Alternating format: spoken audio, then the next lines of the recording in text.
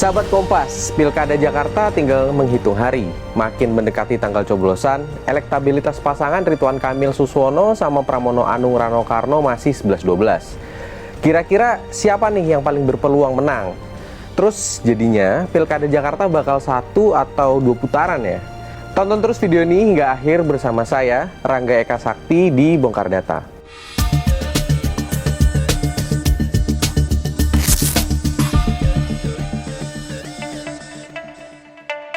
Menjelang hari coblosan, persaingan elektoral di Jakarta ini makin panas.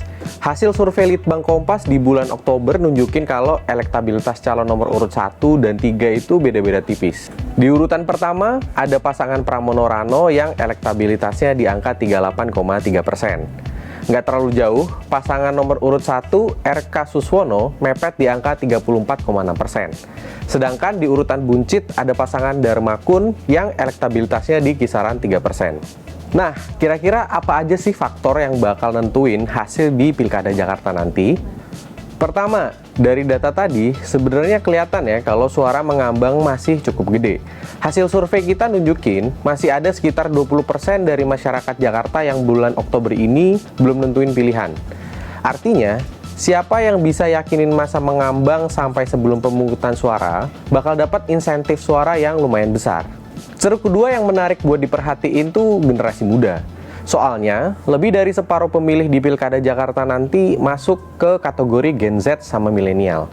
Sejauh ini, ceruk golongan muda masih relatif dikuasain pasangan RK Suswono nih.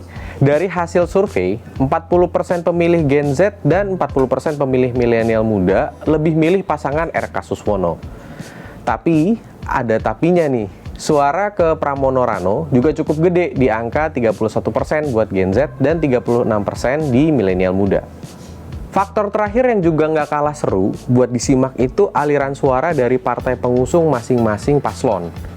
Menariknya, muncul dua pola yang agak beda antara pasangan RK Suswono dan Pramono Rano. Di pasangan RK Suswono yang didukung koalisi Jumbo, suaranya justru cenderung terbelah-belah. Suara pemilih PKS misalnya, yang ngalir ke RK Suswono terbaca cuma di kisaran 37%. Bahkan pola di PKB yang juga jadi partai pengusung RK Suswono lebih anomali lagi. 60% lebih pemilih partai ini cenderung milih pasangan Pramono Rano. Fenomena ini bisa jadi berhubungan sama langkah politik PKS di masa-masa pendaftaran calon kemarin.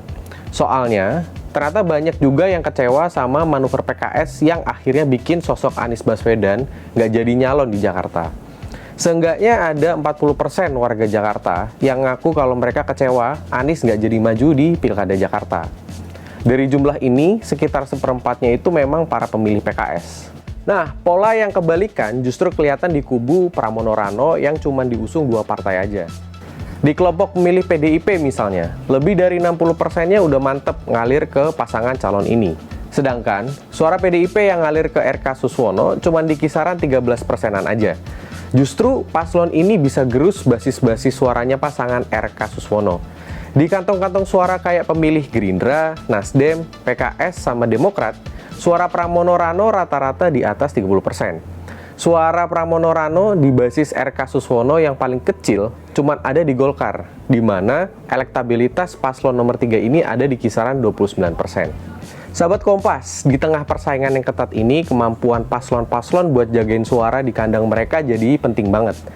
Tentunya sembari terus ekspansi ke konstituen yang belum tersentuh, terutama di kelompok masa mengambang yang belum nentuin pilihan. Terus kalau ngelihat data terakhir sih kemungkinan Pilkada Jakarta bakal jalan 2 putaran. Makanya suara sisa dari paslon nomor urut 2 ini juga akan jadi ceruk yang bisa digarap buat kunci kemenangan. Tapi intinya data kita masih nunjukin kalau paslon RK Suswono sama Pramono Rano punya kans yang kurang lebih sama buat menang. Nah, kalau kamu gimana? Udah yakin milih siapa nih di Pilkada besok? Tonton terus analisis soal Pilkada di Kompas dan Kompas Ide ya. Sampai jumpa pada Bongkar Data berikutnya.